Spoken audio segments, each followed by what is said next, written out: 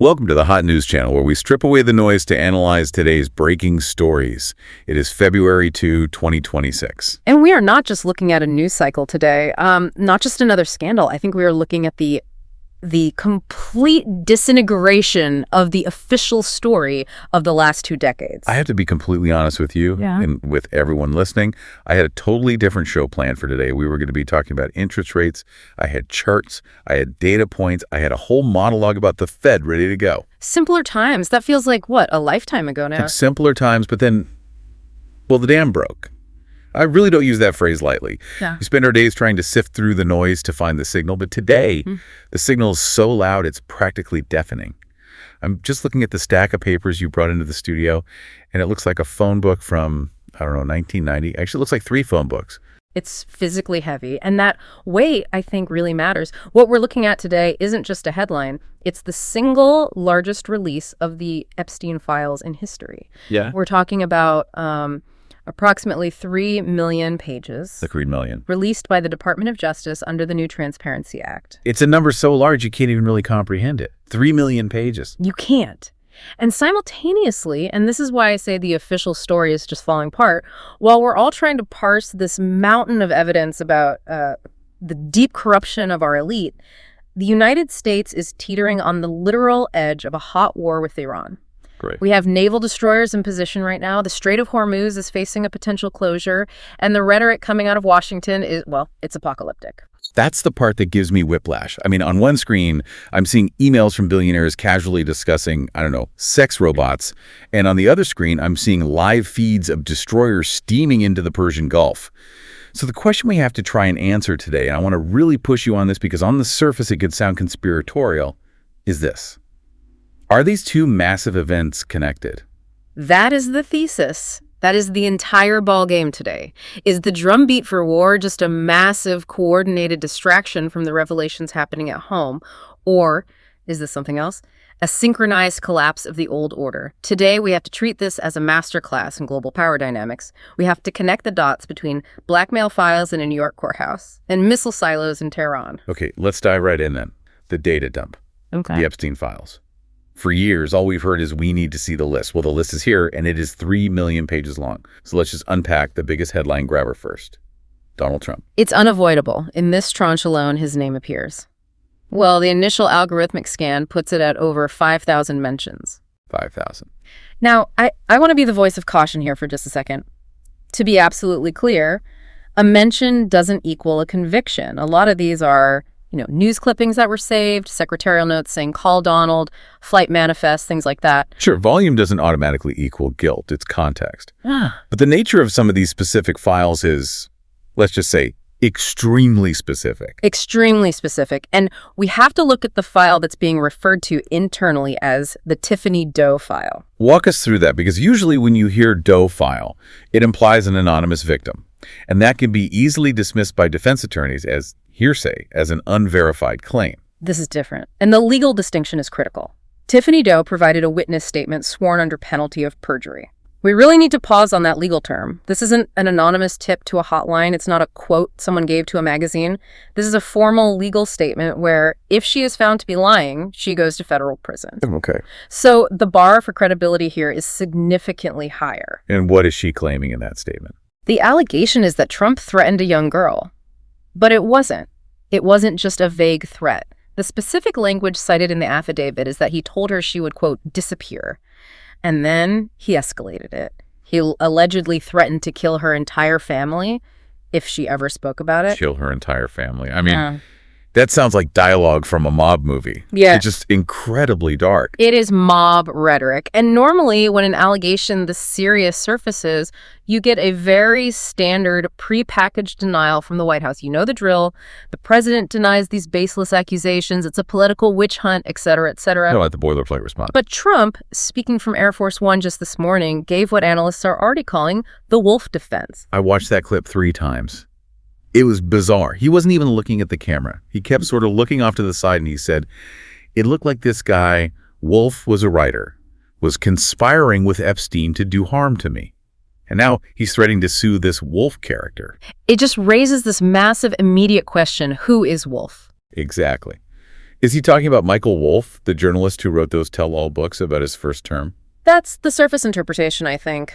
But the timeline doesn't really fit the context of the Epstein operations. The Wolff defense. To me, it feels like a signal.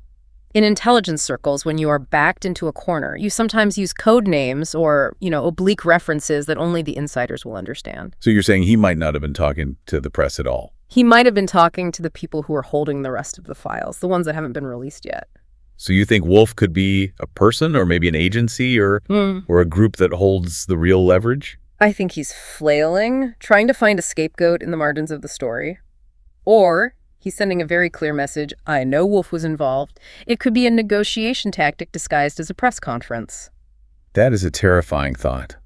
But while the media understandably focuses on these salacious allegations and the whole Wolff mystery, you flag a document in here that seems, almost more geopolitically explosive. It's an FBI report. This is what's being called the Chuck Johnson document. And look, we have to state for the record, Chuck Johnson is a very controversial figure. He's been called a provocateur, an internet troll in some circles. But this document isn't a blog post. It is an official FBI report that's collating intelligence from a confidential human source, or CHS. And explain the significance of a CHS for people who don't live in this world. The FBI doesn't just write down gossip from anyone who calls in. A confidential human source is someone who has been vetted. They usually have a track record, a history of providing reliable information. And this source alleges, and I want to be really precise here because this is raw intelligence data, that Trump has been, quote, compromised by Israel.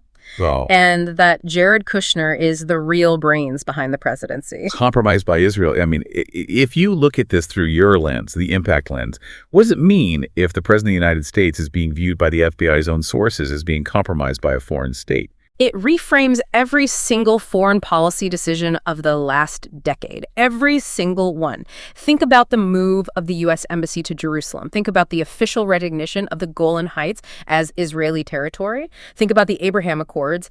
At the time, all the pundits were saying, oh, Trump is just being a disruptor. He's a maverick breaking norms. Or this document suggests those weren't choices. They might have been payments. Exactly. If the allegation of compromise is true, even just partially true, it suggests that U.S. policy in the Middle East isn't being driven by American interests or even by Trump's own erratic impulses. It suggests it's being driven by leverage held by a foreign power. It turns the Oval Office into a subsidiary. And when you look at the other documents that detail Epstein's own intelligence connections, the picture gets so much darker. Yeah. Because for a long, long time, people asked, how did this guy make his money? How did he avoid prison for so long? These files seem to finally answer that question. He wasn't a money manager. He was a spy. Or, at the very least, an asset being used by spies. A cutout. Look at the 1999 CIA FOIA request. This is just incredible. In 1999, Jeffrey Epstein anonymously submits a Freedom of Information Act request to the CIA about himself. He asked the CIA for his own file. He wanted to know if they acknowledged an affiliation. He was probing them. And then he did it again in 2011. Why would you ever FOIA the CIA about yourself unless you thought there was a file on you to find? Exactly. You don't ask the CIA, do I work for you, unless you believe you are in some capacity on the payroll or at least a protected asset, and you want to see if they're about to hang you out to dry. It implies he felt he had a degree of immunity and he was checking the status of that immunity. And then we get to the Ehud Barak tapes. And this is actual audio, clearly recorded by Epstein himself, of a conversation he's having with the former Prime Minister of Israel. And they're not talking about girls in this clip. They were talking about Palantir. Right. And this is where the tech aspect comes roaring in.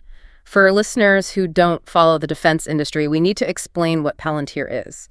It's often described as the operating system for the entire U.S. intelligence community. It's the Godview software. It sees everything. That's a good way to put it. It takes data from everywhere. License plate readers, credit card swipes, your phone's metadata, NSA feeds, and it fuses it all into a single coherent picture. It is, without exaggeration, probably the most powerful surveillance tool in human history, and it was founded by Peter Thiel. And in this audio, you have Jeffrey Epstein teaching a former Prime Minister of Israel how to spell Thiel, Thiel. He's not just teaching him how to spell it, he's discussing getting Barak on the board of Palantir. Now stop and think about the implications of that for a second. You have a known sex trafficker brokering a deal to place a former head of Israeli military intelligence onto the board of the company that runs the CIA's back-end data infrastructure. Just It proves he was a power broker at the highest possible level of the military-industrial intelligence complex. He wasn't just some pervert on an island.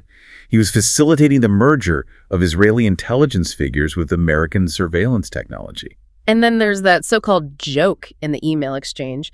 Epstein writes to Barack ahead of a meeting they're having with some Qatari investors, and he says, "You should make clear I don't work for Mossad." And Barack replies with just 4 words, "That I don't." That I don't. It just reads like a wink and a nod. It's the kind of joke spies make. It's plausible deniability wrapped up in a layer of irony. And look, it wasn't just Israel. We found this email to an FSB Academy graduate, a man named Sergei Belyakov. This one confused me when I first read it. Epstein is writing to a Russian intelligence graduate about a blackmail problem. He's writing about a Russian girl in New York who was apparently blackmailing powerful businessmen. Now think about it. If Epstein were a legitimate businessman and his friends were being extorted, what would he do? He'd call the police, the FBI. He'd call the NYPD, "Hey, someone is extorting my clients." But he doesn't call the cops. He calls his contact with the FSB, the Russian security service. Yeah, and he asks for suggestions on how to handle it because it was, quote, bad for business. Bad for business. That is the key phrase in the whole email. The business wasn't finance. The business was compromise. He was a fixer, an operator, moving between the CIA, Mossad, and the FSB to gather compromise. He was like the union rep for the international blackmail industry. If a freelancer, this Russian girl, tried to squeeze his clients, he stepped in to regulate the market. Which brings us directly to the billionaire class. Because the other major myth that has been absolutely shattered by these 3 million pages is the idea that Epstein was some kind of financial genius. For 20 years, we've been told that titans like Les Wexner and Apollo Global Management and Bill Gates used him because he was a wizard at complex tax strategies. Absolute nonsense. There is not a single spreadsheet in 3 million pages that shows some complex hedging strategy or alpha being generated. What we see over and over again is social engineering. He was a concierge for vices. He didn't manage their money. He managed their secrets. Let's talk about some of the specific names here because the details are just, they're stomach-turning. Let's start with the emails involving Reid Hoffman, the founder of LinkedIn. This is a man who presents himself publicly as a moral arbiter of Silicon Valley. He funds pro-democracy initiatives. And the emails show him discussing a forbidden research conference at MIT. Just the name alone, forbidden research, should set off every alarm bell you have. They weren't discussing new coding languages. They were discussing things like child-sized sex robots and inviting Jeffrey Epstein to participate. Wait, I have to stop you there. Child-sized sex robots. Is that a direct quote? It's right there in the text. This wasn't about money. They were exploring the absolute boundaries of ethics, of transhumanism, of what technology allows us to do to the human body and to the definition of human. And they wanted Epstein there for that conversation. Hoffman even invites Epstein to visit his ranch. It implies that Epstein wasn't just the supplier of girls for these people. He was a philosophical partner in this dark transhumanist worldview. Exactly. He was the venture capitalist for the mad scientist wing of the global elite. And then you have Elon Musk. Now, Musk has been very public, very vocal, claiming he was revolted by Epstein, that he met him once, didn't like him, and walked away. He said that over and over again on X. But the emails tell the different story. They show Musk asking explicitly, quote, "What's the best, craziest party?" He was chasing the invite. He wanted in. Yeah. And his brother, Kimball Musk, is mentioned in the files in the context of a kung fu practice with Epstein. It sounds trivial, but think about it for a second. You don't practice martial arts, a physical, close contact activity with a stranger you claim you're revolted by. It implies a level of intimacy. It implies a relationship. These weren't arm's-length business meetings. They were lifestyle integrations. Bill Gates. He's mentioned on over 2,600 pages. That is not a casual acquaintance. And there's this bizarre detail about a project called the Melania movie, something about $9 million in funding, possibly linked to Google money, funneled into a movie project that nobody ever saw. It has all the hallmarks of money laundering, or a payoff. I mean, why would Google money flow through Bill Gates to Jeffrey Epstein for a movie called Melania that never hits theaters? It makes absolutely no commercial sense. It only makes sense as a transaction to buy silence or access or something else. Richard Branson is in there too. His advice to Epstein in one email is just, it's 4 words, bring your harem. That's a direct quote. It just exposes the entire culture. This wasn't some rogue operator tricking these powerful men. They knew exactly what he was. They knew what he provided. You have Steve Tisch, the owner of the New York Giants, in emails discussing women and using terms like pro versus civilian. It's a scouting report. It's a scouting report. They were treating human beings like they were financial commodities or, players in the NFL draft, using sports terminology. There's one interview in these files that really, really haunts me. It's a transcript of a conversation between Steve Bannon and Epstein. And Bannon asks him, point blank, do you think you are the devil himself? And Epstein's reply is, no, but I do have a good mirror. I do have a good mirror. It's this chilling moment of absolute self-awareness. He knew exactly what his role was. He wasn't the devil. He was the reflection. He simply showed these men, these masters of the universe, exactly who they really were. He facilitated their darkest desires. And now that that mirror has been shattered and all these shards of glass are flying everywhere, look what's happening in the Persian Gulf. Let's pivot to that. Because while we are all down here reading these horrifying files, the U.S. military is mobilizing for what looks alarmingly like the beginning of World War III. We have something called Operation Midnight Hammer potentially on the table. This is where the wag the dog theory moves from a 90s movie plot to a 2026 reality. Trump's rhetoric has shifted dramatically. He's saying things like, Venezuela soon Cuba. He seems convinced, or perhaps he's being told by advisors like Senator Lindsey Graham, that the Iranian regime is incredibly fragile, that it will just crumble like Venezuela did if we just push hard enough. Lindsey Graham has been all over the news calling for a Reagan-plus strategy. He wants immediate strikes. He's on record saying, do it, Mr. President. The region change is bigger than the fall of the Berlin Wall. It's a delusion, and it's an incredibly dangerous one. We have reports coming from inside Iran, specifically from Professor Mohammad Marandi, who's a key voice in Tehran.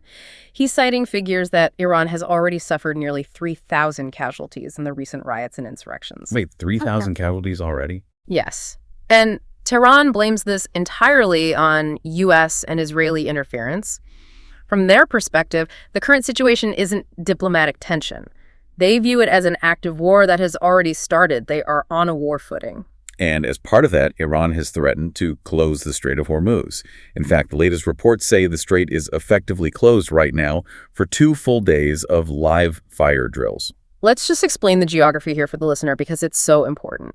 The Strait of Hormuz is this tiny choke point. It's only about 21 miles wide at its narrowest point, but something like 20% of the world's entire oil supply passes through that narrow channel every single day. If you close it, you choke the global economy. But that's not the story the American public is being sold. You have analysts on mainstream cable news talking about a golden dome of defense. They're telling the president that our U.S. destroyers have created this impervious shield and that we can strike Iran with total impunity. The Golden Dome. It sounds like something out of a sci-fi movie. But you've looked at the hard military analysis from people like L.T. Constantine Sanda, Daniel Davis, and Kol Jacques. These are men who actually understand logistics, not just cable news talking points. And they say that idea is a complete fantasy. And why is it a fantasy? I mean, we spend $1 trillion a year on the military. Don't we have the best ships? The best technology? We have the best expensive ships. Yep. But here's the math problem they point out. An American interceptor missile, the kind you use to shoot down incoming threats, costs about $2 million each. Right. An Iranian drone costs about $20,000. Okay, I see where this is going. It's a cost asymmetry. It's a massive cost asymmetry. If Iran fires a swarm of 1,000 cheap drones and we fire 1,000 expensive missiles to shoot them down, we run out of missiles long before they run out of drones. Our ships physically cannot reload their vertical launch tubes at sea fast enough to sustain a defense. In the confined waters of the Persian Gulf, our destroyers aren't a golden dome. They are, to use their term, sitting ducks. Sitting ducks. That is a terrifying phrase when you consider there are 5,000 American sailors on a single aircraft carrier. If Iran unleashes a saturation attack with the arsenal they've been stockpiling for a decade, we're talking hypersonic missiles, drone swarms, fast attack boats, we are genuinely risking the loss of an entire carrier group. That would be the biggest single U.S. naval disaster since Pearl Harbor. And yet, amidst all this aggressive talk, there are these whispers of secret talks happening in Oman. Trump is famously erratic. He pushes right to the brink, and then he pulls back to make a deal. Is he looking for an off-ramp because someone finally showed him the math, and he realizes the economic fallout would destroy him? He has to be. Even if he doesn't fully grasp the naval tactics, he understands money. And this brings us to the underlying economic reality. Why is the U.S. so desperate? Why lash out now? Because the national debt is sitting at $38 trillion. The entire financial system is cracking under the strain. And we're getting these reports, these rumors, that Germany asked to audit its gold reserves being held in Fort Knox. And they found, well, issues. Issues is putting it very, very mildly. There are serious allegations that the gold is either gone or that complex accounting tricks are being used to cover up a massive shortfall. This feeds directly into what analysts call the paper gold crisis. We need to explain that term, paper gold. I hear it a lot. Can you explain it like I'm 5? Okay, simple analogy. Imagine you have a coat check at a fancy restaurant. You hand in your physical coat, that's your gold bar, and in return you get a little paper ticket. That ticket is paper gold. You can trade that ticket to someone else. Hey, this ticket is worth 1 coat. Okay, I'm with you. But now, imagine the coat check guy is dishonest and he issues 100 different paper tickets for that one single coat. Everyone who has a ticket thinks they own the coat. The market is trading these tickets like they're real. Right. But if everyone shows up at the same time to claim their coat... There's only 1 coat. Exactly. That is the Western financial system right now. It works perfectly as long as nobody actually asks for the physical metal. But if you look at Shanghai, if you look at the Shanghai Gold Exchange, there are literal physical lines of people queuing up to buy physical gold bars. They don't want the ticket anymore. They want the coat. So the West is trading paper promises, and the East is hoarding the actual physical assets. That divergence is completely unsustainable. And it's not just gold, it's minerals. I was reading a report on a company called Vanguard Mining. This isn't just about oil anymore. The new great game is about copper, lithium, uranium. The mineral war. The mineral war. And China currently controls the processing of most of these critical minerals. But here is the kicker. The U.S. tech giants, the same ones whose founders were flying with Epstein, they know the U.S. energy grid is failing. You have Amazon, Google, and Microsoft right now actively trying to bypass public utilities to secure their own private sources of nuclear power and uranium. Why do they need that much power? Why nuclear? For one reason, AI. The energy demands of artificial intelligence are exponential. They are growing so fast that they know the public grid cannot possibly handle the demand in the coming years. So they are effectively seceding from the grid. What's seceding? They are building their own private energy infrastructure. They are securing their own uranium supply chain through companies like Vanguard Mining. They are becoming modern-day techno-feudal lords. They will have power and lights and AI, while the rest of the country, what some are calling the red zone, deals with rolling brownouts and failing infrastructure. So you have this rise of tech feudalism. And meanwhile, Russia and China are increasing their support for Iran. They see this as the perfect moment to break U.S. hegemony for good. Absolutely. That winter truce in Ukraine that Trump proposed, it was rejected. Zelensky wants to stay in power, and Russia sees no reason to stop when they are clearly advancing. The U.S. is overextended, it's financially insolvent, and now it's been shown to be morally compromised by the very files we discussed at the top of the hour. And as the empire wobbles abroad, the crackdown just intensifies at home. We have to talk about what's happening in Minneapolis. The reports coming out of there they're dystopian. It is the full militarization of domestic policing. You have credible reports of ICE and the National Guard establishing civilian checkpoints, not for criminals, not at the border, but for regular American citizens in an American city. Civilian checkpoints. I saw a report from a man named Greg Stoker, he's a former Army Ranger, who described the scene. He said it looks like a mini law enforcement Vietnam. That's such a powerful comparison. He says they're using so-called less than lethal rounds on protesters, but the tactics are pure military counterinsurgency. They are treating American citizens like they're insurgents in Fallujah. They are securing territory, not keeping the peace. And then you have politicians like J.D. Vance floating this idea of absolute immunity for ICE agents, basically saying, do whatever you have to do, and we've got your back, no questions asked. That is a terrifying legal concept. If an agent of the state has absolute immunity, there is no rule of law anymore. There is just force. It emboldens the most aggressive tactics that we usually only see in, occupied territories abroad. It's exactly what Colleen Rowley, the FBI whistleblower, said years ago. She said, the monsters you create to slay abroad always follow you home. We spent 20 years building this massive surveillance and police state to fight terror overseas. Now that entire apparatus is being turned inward on the American people. The tools always come home. The drones, the surveillance tech, the checkpoints, it was inevitable. And the symbol of this whole fracture, strangely enough, seems to be Don Lemon. He was arrested or detained during a protest that was happening inside a church. Now, whatever you happen to think of Don Lemon, and I know people have very strong opinions, the image of a journalist being handcuffed for covering a protest is incredibly powerful. It's creating a free speech martyr out of a corporate media figure, which is fascinating to watch. He got a standing ovation at the Grammys. It just shows that the entire media landscape is fracturing. The public doesn't trust the institutions anymore, so they rally around anyone who appears to be targeted by the state, regardless of their past. Even the elites are starting to turn on each other. And that is the classic sign of a collapsing system. When the establishment starts arresting its own spokespeople, you know the center is not holding. So let's try to synthesize all of this. This has been a huge amount of information. We have the Epstein files proving that a huge portion of the ruling class is compromised. We have a potential war with Iran that looks very much like a desperate distraction. We have the deep economic crisis centered on debt and gold. And we have a domestic crackdown.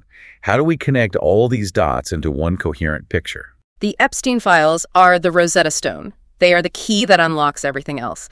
They explain why our leadership is failing so spectacularly. They prove that the people running our government, our banks, and our tech companies are not free agents. They are compromised by a massive sexual blackmail operation that was likely run with the knowledge, if not the direct assistance, of powerful intelligence agencies like the CIA and Mossad. And because they are compromised, they cannot govern effectively or morally. They are susceptible to pressure. If a foreign power comes to them and says, attack Iran, or this tape comes out, what do? Exactly. They attack Iran, right. Or they pass a certain law, or they approve a certain corporate merger. The war with Iran is very likely a desperate, last-ditch attempt to reset the entire chessboard. If you flip the table over, maybe nobody notices the files you left sitting on it.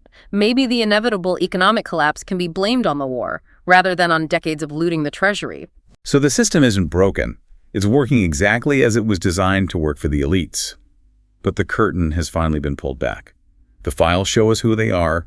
The war shows us what they're willing to do to keep their power. And that leads to the final, and I think most provocative thought of the day. Trump used the strange wolf defense. He mentioned a writer. But at the same time, we're getting reports that there are 300,000 pages missing from this 3 million page document dump. The missing pages. We always hear about the missing pages. If this blackmail operation was as extensive as it appears, and if there's even a tiny grain of truth to this wolf theory who is holding those missing pages, is it possible that the real power is not the person sitting in the Oval Office, but the person or the agency holding the unreleased files? And are they the ones who are really giving the orders to the fleet in the Persian Gulf? That is the thought that will keep me up tonight. The idea that our entire government is being run by shadow leverage. It would explain the irrationality, wouldn't it? Why risk World War III? Why risk destroying the dollar? Because the alternative for them personally is total, complete exposure. If you found this analysis valuable, hit the plus or follow button on your podcast app and give us a like. Subscribe to the Hot News channel for more deep dives. Until we meet again, goodbye.